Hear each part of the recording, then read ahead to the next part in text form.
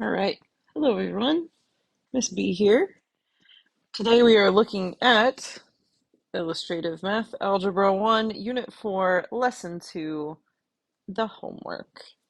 So we're going to start with this first question here. The height of water in a bathtub, represented by W for water, is a function of time, T. Let P represent this function. So P is the variable that we're using for this function. And then we have W water, which is W, and then we have time, which is T, and our time is in minutes. I see that here. So we're going to match each statement in this function with each statement in function notation, I should say, with a description. So the way that function notation works is that P is the name of our function, and then we would have inputs and outputs. So for us, that means that whatever is inside our parentheses represents an input, and our input in this case is time, because they've used this is a function of, and I know that output is a function of input. So that for us means that minutes is our input. So P of 0 is equal to 0. So that means at minutes of 0, we should have water of 0. So this should be minutes, and this should be water. So which one does that represent? That means, I think that matches with number 2 here. The bathtub starts out with no water. So that means the time and the water should both be 0. We're going to match these two right here. Okay. Let's look at our next statement here.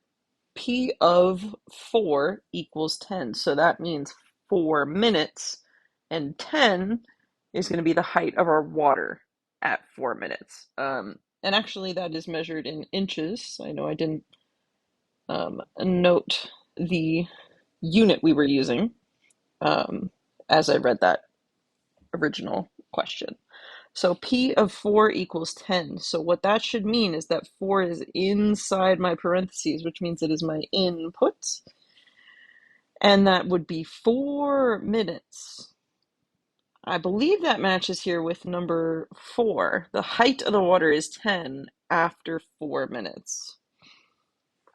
So B is going to match here with option 4. And they're trying to trip you up a little bit because our next option is P of 10 equals 4. So this would mean 10 is our minutes because it's inside our parentheses. And 4 should be the height of our water. And that was actually option number 3 right here. So after 10 minutes, the height of the water is 4 inches. And then let's double check that our last answer and our last description actually make sense with each other. Always good to make sure that those match up, because if they didn't, then we would know we did something else incorrect. So after 20 minutes, the bathtub is empty. Well, yep, this should still be minutes. And this would be inches of water. So after 20 minutes, the bathtub is empty. I agree. That should match with this one right here. So we have some matching pieces. You can always choose to write numbers or letters next to them. I will also write the letters here. So A matched up with number 2. So I'm going to write A here. And number 1 was matched up with D. And number 3 matched up with C. And this one here matched up with B. Okay. So not too bad, but testing us on how we can read function notation, or how well we can read it. Let's look at question 2. Function C takes time for its input. All right, so it's just telling us that right away. That's always nice. Takes time for its input and gives the students Monday class for the output. So use a function to represent A student has English at 10 o'clock. I'm going to use my function name here. So C, and then time is the input, and Monday class is the output. So input goes inside. So I'm going to say that the function is C. So we'll use a C. Oops, that's my eraser. Not a pen. I'm trying to write, not erase. Okay, C. And then what goes inside is the time. And so for us, that is going to be 10 o'clock. So 10 o'clock. And then the output, or the answer that it would spit out for us, is that this student has English. So we would say C of 10 o'clock equals English. Okay, write a statement to describe the meaning of C 1115 equals chemistry. So now we're going to do this process in reverse. Um, Function C gives us the class on Monday, and we input the time of 11:15, so we can say this means that a student has chemistry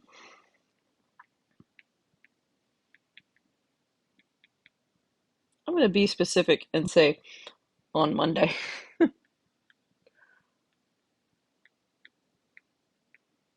At 11:15. So we took a sentence written in English, put it in function notation. Part B, we're taking a math sentence in function notation and putting it into English. All right, let's take a look at question 3 here. Function f gives the distance of a dog from a post in feet as a function of time in seconds since the owner left. So we're going to read some information from a graph here, actually.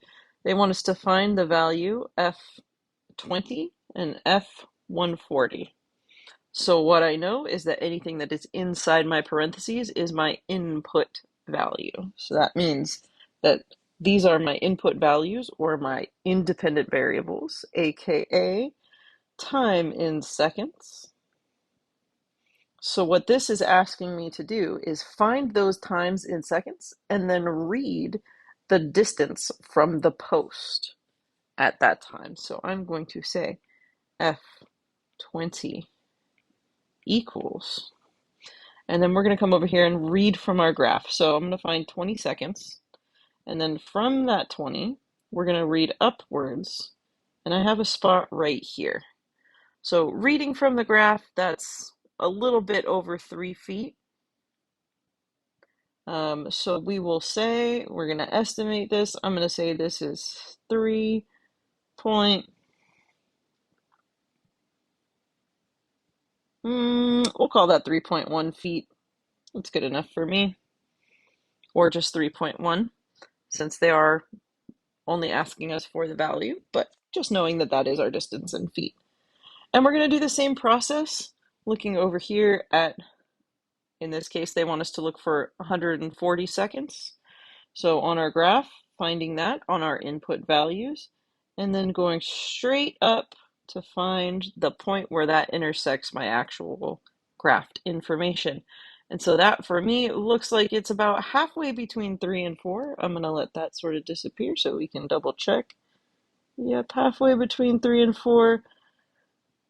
I'm good enough with calling that 3.5, so we're going to write out our function at 140 is equal to 3.5.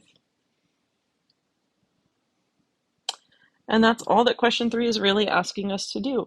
It's giving us some instructions in the form of function notation and asking us to use a graph to find those answers. So now that I'm done drawing on here, I'm actually going to mark those pieces. So at 20, that was here. And then at 140, that was here. So we started by reading our values from down in the bottom. Make that look a little nicer. Okay, so I'm going to turn the page and we will look at the backside of this homework. So question 4 is giving us a function. So function C gives the cost in dollars of buying n number of apples. So C, if that gives me the cost, that means that's the output. So if it is giving me cost in dollars is output, because that's what's going to come out of my function. So that indicates our output. And then n number of apples, this is going to be my input. So now what they want us to do is interpret A and B in this situation. So when I have an equal sign, that means I have specific value. So my input was apples, which means this right here is n. That is my number of apples is 5. So this would mean that the cost, because that's my function, right? The cost of 5 apples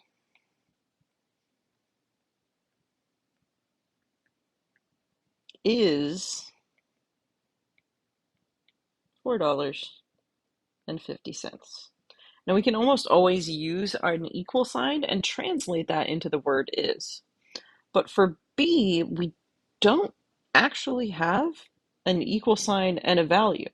So the only thing we're actually going to have here is just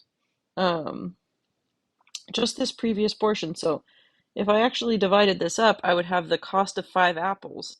That's what the C with the parentheses and the 5 means. Then we have is, which we represent with our equal sign, and then the 450, which comes from, well, the 450 over here. So if I just have C of 2 like this is going to mean the cost of 2 apples.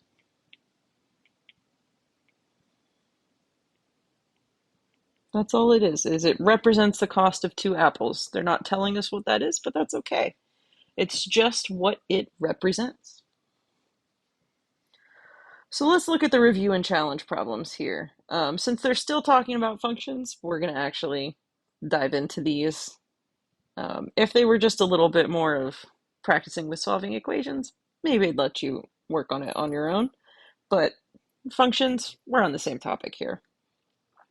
Okay, so for question 5 here, a number of identical cups are stacked up. The number of cups in a stack and the height of the stack are related. So we have two sort of variables we're looking at, or things that we can vary.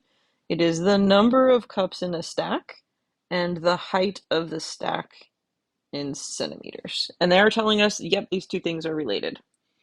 Can we say that the height of the stack is a function of the number of cups?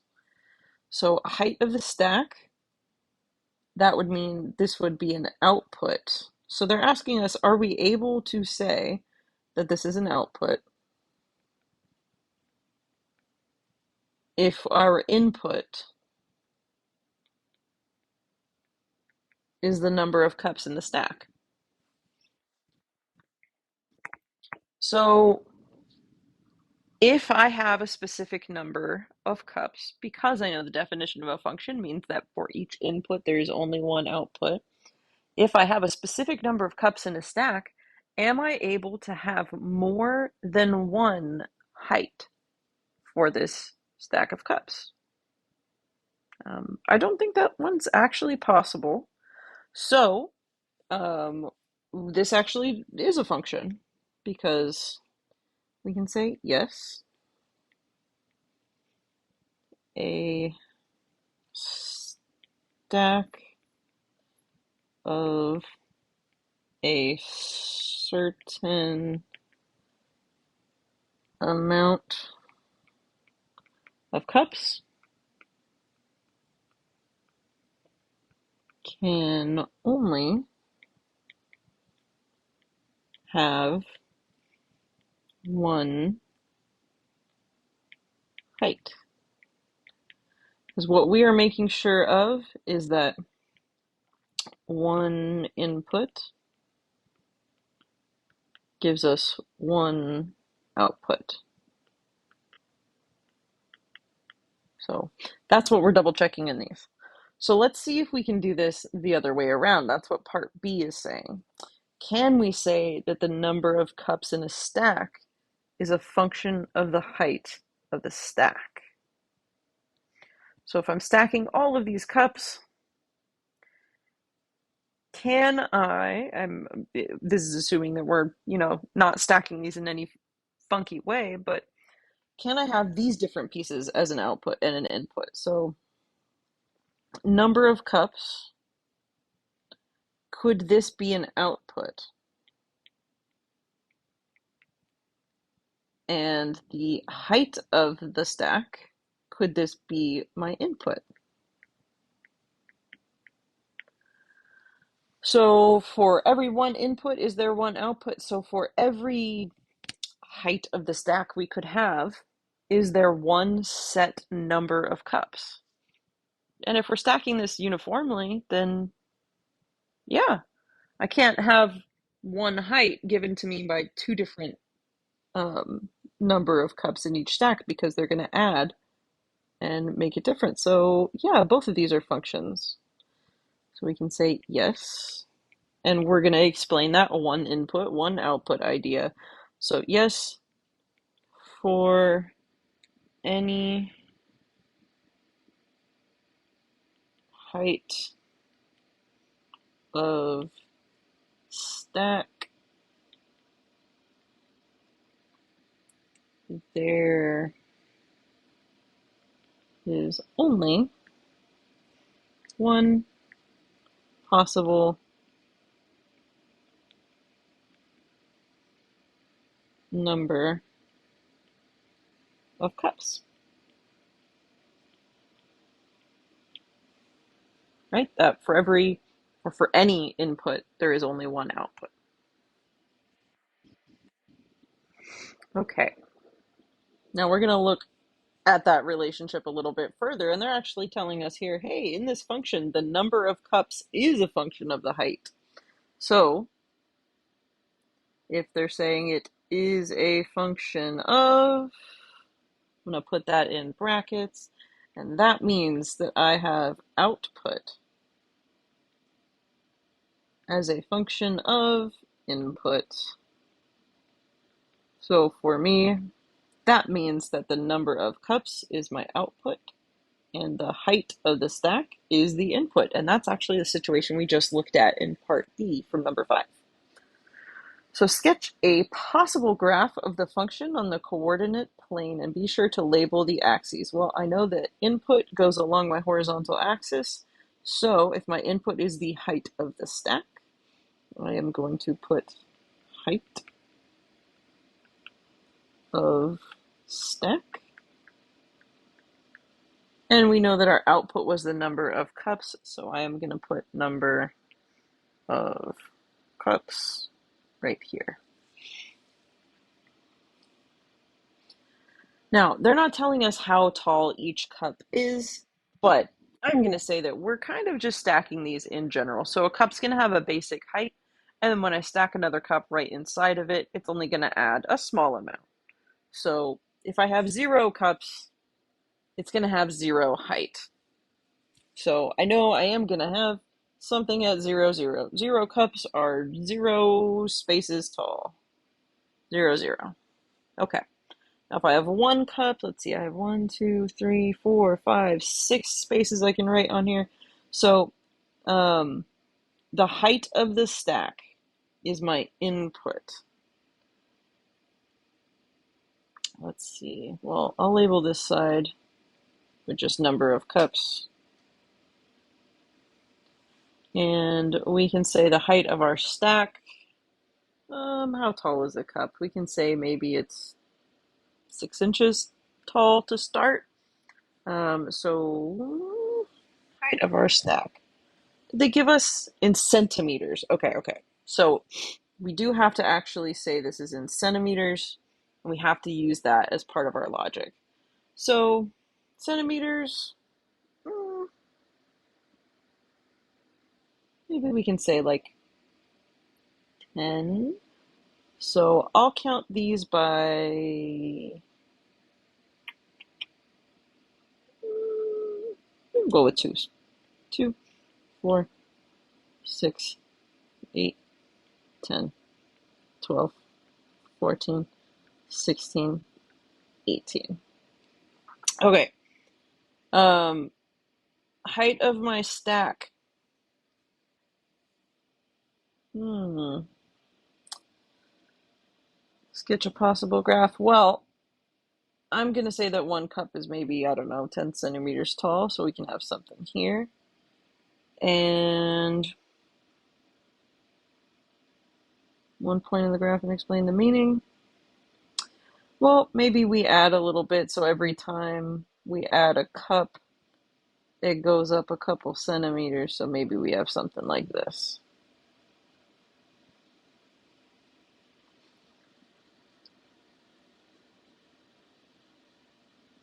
Okay, so it says identify one point. Let's just look at this guy right here. I'm going to say that the height of a stack is 10 centimeters, then the stack has one cup. So 10, comma 1. We can say if the stack is 10 centimeters tall, then it has one cup.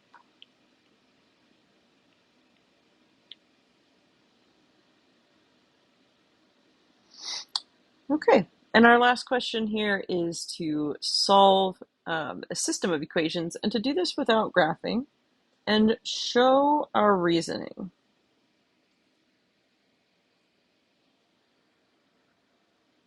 Now, systems of equations can be a little bit difficult here, and this one especially, it doesn't have the best numbers for us to do elimination or substitution with necessarily. So I am actually going to work through this one just because it can be a little bit difficult, and we will do this one with elimination. So I am going to choose to work with these numbers here in the front because the 5 is actually negative and the 3 is positive, which means I won't have to switch signs around, but I am going to have to multiply them by each other. And multiplying by 5 isn't so difficult, and multiplying by 3 isn't so difficult either. So what I'm going to do is create a positive 15 and a negative 15x that'll cancel each other out. So I'll walk through this process, and this will be something we'll learn in detail a little bit later. So let's multiply this top one by positive 3. So 3 times negative 5x, that's going to give us negative 15x. Write this a little smaller. Negative 15x. And then we're going to multiply by 3 again. So 3 times that 3y. Here, I'll show what I'm doing. I'm going to multiply 3 here and on the other side. So 3 times 3 is going to give me 9y. And negative 8 times 3 is going to give me negative 24. For the question below, I'm going to multiply everything by 5. So each of these pieces is going to get multiplied by 5. So that'll give me a positive 15x. Sign's going to stay the same here. It'll stay negative, but 7 times 5 is 35. So we'll have 35y. And then 3 times 5 is going to give us negative 15 here. So now that I have this set up, we can add these equations together, the left and the right pieces. And what will happen when we do that is that this 15x and the negative 15x will cancel each other out. And so we'll just have, we'll have positive 9y and negative 35y. So we know our answer is going to be, the result of this is going to be negative because our negative number is bigger. And then if I was to take 35, and because 9 is a different sign, I'm going to treat it as subtracting 9. But if we were to subtract 9, I like to think of that as subtracting 10 and then giving 1 back. So if we were to subtract 10, this would be 25. But if I give 1 back, that's actually going to be 26. So this will be a negative 26y. And then here on the right-hand side, these are both negative. So our answer will be negative. It's just going to combine and get even bigger. So that 4 and 5 is going to give us 9, and the 2 and the 1 is going to give us 3. This is negative 39. Now, these aren't going to be the nicest of numbers, but 26 and 39 do have a common factor. So if we were to take both of these and divide by negative 26 and negative 26, we can cancel our negative 26 with negative 26 here and just have y left over. But we have negative 39 divided by negative 26. And each of these, because we have two negatives, we can consider them to be positive. We can cancel out those two negatives, negative 1 and negative 1, we can divide each other out. And 39 and 26 are both divisible by the number 13. So if 39 was to be divided by 13, that would give us 3. So I'm actually reducing this by 13 and 13. So that would actually give us 3. And 26 divided by 13 is going to give us 2. So we end up with y being 3 over 2. Which is great because now I have an answer, but my question isn't quite done. I have to plug these numbers back in. And none of these are really nice for that. So let's just plug in and see what we've got.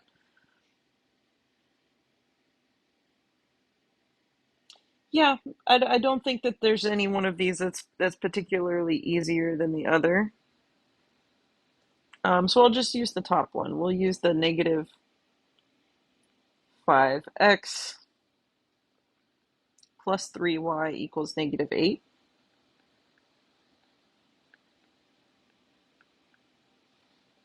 And we'll zoom in here a little bit so we can see the work a little better.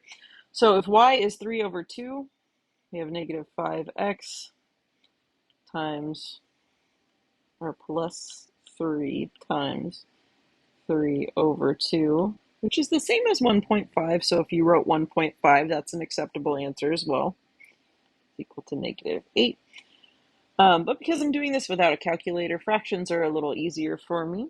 And yeah, you're always welcome to convert those fractions depending on what your teacher asks for from you. But in this case, 1.5 should work just fine because we wouldn't have to round it. It's not going to be a repeating decimal. So we have negative 5x, and this is going to give us 9 over 2 if I multiply the 3 times 3 over 2. Or if we just did it in a calculator, this would give you 4.5. So 4.5 as an answer here. And this is equal to negative 8. So what we're actually going to do is subtract this 4.5 from both sides. It'll cancel out here on the left. We'll have negative 5x. And 8 and negative 4, well, negative 8 and negative 4.5, since they're both the same sign, they're just going to combine to make an even more negative number. So 8, that would be 9, 10, 11, 12.5.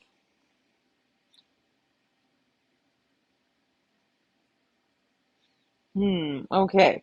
Now we have one step left, which is going to be to divide both sides by negative 5 and negative 5. So I'm going to give myself a little more space up here. -5 and -5 will cancel to be +1 or just x. Now with the -12.5 and the -5, those negatives will cancel as well, but I don't want to leave a decimal in the numerator here. So what I can actually do is multiply both of these by 2. So instead of a 5, I could have a 10.